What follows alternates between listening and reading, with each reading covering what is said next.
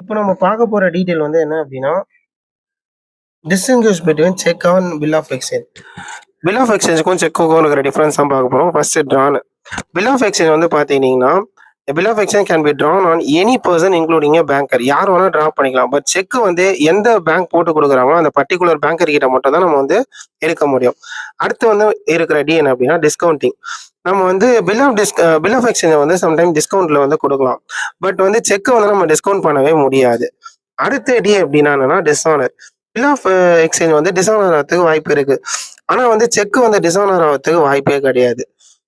Okay, next one வந்து 3 C பார்க்கலாம். First C என்ன அப்படின்னா கரன்சி. பில் ஆஃப் எக்ஸ்சேஞ்ச் வந்து வேற எந்த கரன்சியில வேணாலும் போட்டு எடுத்துக்கலாம். பட் செக் வந்து ஹோம் கரன்சின்னு இப்போ இந்தியன் ருபீஸ்னா ருபீஸ்ல மட்டும் தான் எடுக்க முடியும். அடுத்த சி வந்து கிராசிங். நமக்கு வந்து எதுல கிராசிங் பண்ணுவோம்? செக்ல தான் கிராசிங் பண்ணுவோம். So cheques can be cross. ஆனால் bill of exchange cannot be crossed. Next வந்துட்டு ஸ்டாம்பிங்.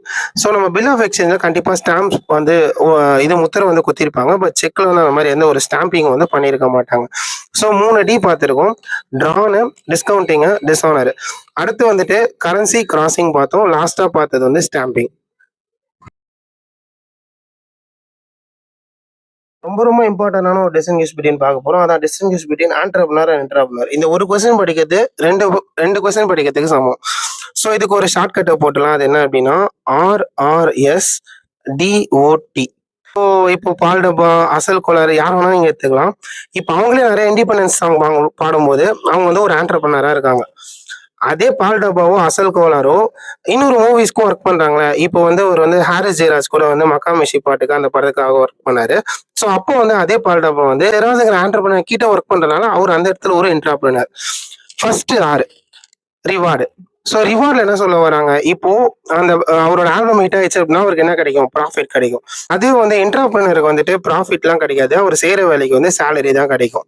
நெக்ஸ்ட் வந்து ரிஸ்க். ஸோ இங்க வந்து அந்த ஆல்பம் அவரோட ஓன் ஆல்பம் வந்து டவுன் ஆயிடுச்சுன்னா அவருக்கு மொத்தமா ரிஸ்க் ஆயிடும். பட் என்டர்பிரினரா அவர் வந்து ஜஸ்ட் எழுதி கொடுத்துட்டு பாடிட்டு மட்டும் வரும்போது அவருக்கு எந்த ஒரு ரிஸ்க்கும் கிடையாது. ஏன்னா மொத்த ரிஸ்க்கும் யாரும் எடுத்துப்பாங்கன்னா ஆண்டர்பிரினர் எடுத்துப்பாங்க. ஸோ இங்க வந்து மோர் ரிஸ்க், இங்க வந்து லெஸ் ரிஸ்க். நெக்ஸ்ட் RRSல எஸ் என்னன்னா ஸ்டேட்டஸ். ஸோ ஆண்டர்பிரினர் வந்து ஒரு ஓனர், என்டர்பிரினர் வந்து ஒரு சேலரி வாங்குற ஜஸ்ட் ஒரு எம்ப்ளாயி தான். டிபெண்டன்சி. ஸோ ஆண்டர்பிரினர் வந்து ஒரு இண்டிபெண்டான பர்சன். அவர் வந்து யாருக்கும் டிபெண்டன்ட் கிடையாது. என்டர்பிரினர் வந்து பாத்தீங்கன்னா ஆண்டர்பிரினர் என்ன சொல்றாரோ அதை மட்டும் தான் அவர் வந்து செய்யணும். இதுதான் வந்து டி. அடுத்து இருக்கிற ஓ என்னன்னா ஆப்ரேஷன். ஸோ ஆண்டர்பிரினர் பிசினஸ்க்கு உள்ள வேலைன்னு சொல்லிட்டு அவுட் சைட் என்டர்பிரைஸும் வந்து ஒர்க் பண்ணுவார். பட் என்டர்பிரினர் பிசினஸ்க்குள்ள மட்டும் தான் ஒர்க் பண்ணும். அதனால வித்தின் த என்டர்பிரைஸ். லாஸ்ட் இருக்கிறது என்னன்னா திங்கிங். ஸோ இப்போ வந்து பால் டப்பா அவரோட ஆண்டர்பிரினரா இருக்கும்போது அவர் எப்படி வேணாலும் பாட்டு எழுதலாம், எப்படி வேணாலும் யோசிக்கலாம். அப்போ அந்த இடத்துல ஒரு ஃப்ரீ திங்கரா இருக்காரு. பட் அதே லிரிசிஸ்ட் வந்து அதே சிங்கர் வந்துட்டு இன்னொரு மியூசிக் டைரக்டர் கிட்ட வரும்போது அவரு வந்து என்ன எதிர்பார்க்கிறாரோ அந்த மாதிரி தான் வந்து அவங்களால திங்க் பண்ண முடியும். அதான் ஃபோர்ஸ் டு திங்க்.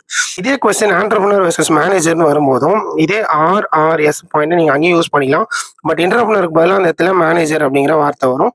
லெசன்ல சரி இப்போ நம்ம பார்க்க போது லாஸ்ட் டிஸ்டிங்கிஷ் பிட்வீன். இது வந்து லெசன் நம்பர் 26ல இருக்கு. Write the difference between shares and debentures. So இதுக்கு வந்து நம்ம ஷார்ட்கட் போட்டுக்கலாம். VRMLA. ஆக்சுவலாக புக்கில் எல்லாம் நம்மளே உருவாக்குறது தான். VRMLA வி என்ன அப்படின்னா ஓட்டிங் ரேட்டு. டெபென்ச்சர் ஹோல்டருக்கு எந்த விதமான ஓட்டிங் ரேட்டும் கிடையாது. ஏன்னா அவர் வந்து நம்ம கம்பெனிக்காக கடன் கொடுத்துருக்காரு. பட் ஷேர் ஹோல்டருக்கு ஓட்டிங் ரேட் வந்து இருக்கு. நெக்ஸ்ட் ஆர் என்ன அப்படின்னா ரேட் ஆஃப் இன்ட்ரெஸ்ட். டெபென்ச்சர் ஹோல்டருக்கு கம்பெனி எப்படி ரன் ஆனாலும் பரவாயில்ல, அவருக்கு கிடைக்க வேண்டியது ரேட் ஆஃப் இன்ட்ரெஸ்ட் வந்து கரெக்டாக கிடைச்சிட்டே வரும். பட் ஷேர் ஹோல்டருக்கு ரேட் ஆஃப் இன்ட்ரெஸ்ட் கிடைக்காது. அவருக்கு கிடைக்கிறது வந்து வெறும் டிவிடெண்ட், ப்ராஃபிட்ல ஒரு பங்கு தான். அடுத்தது MLA. எம் என்னன்னா மீனிங். டெபென்ச்சர் ஹோல்டர் நம்ம கடன் கொடுத்தவங்க. So debenture constitute loan. Share holder வந்து நம்மளோட கேபிட்டல்லே பாகம் கொடுத்துருக்காங்க. So it's a part of a capital of a company. அது எல் ஃபார் லெவல். டெபென்ச்சர் வந்து ஒரு மிடில் லெவல் லோ லெவல்ல இருக்காரு. ஷேர் ஹோல்டர் காசு போட்டதுனால கேபிட்டலுக்கே கான்ட்ரிபியூட் பண்ணதுனால அவர் வந்து டாப் லெவல்ல இருக்காரு. அடுத்து இருக்கிற அசெட். ஸோ டெபென்ச்சருக்கான இன்ட்ரெஸ்ட் நம்ம வந்து கரெக்டாக பே பண்ணலாம். அவரு நம்மளோட சார்ஜ் ஆன் அசெட், நம்மளோட அசெட் மேல அவருக்கு வந்து கை வைக்கிறதுக்கு உரிமை இருக்கு. ஷேர் ஹோல்டருக்கு அந்த மாதிரி எந்த ஒரு சார்ஜும் வந்து கிடையாது. ஸோ இதான் VRMLA. Voting rate, rate of interest, meaning, level and லாஸ்டா நம்ம பார்த்தது அசெட்.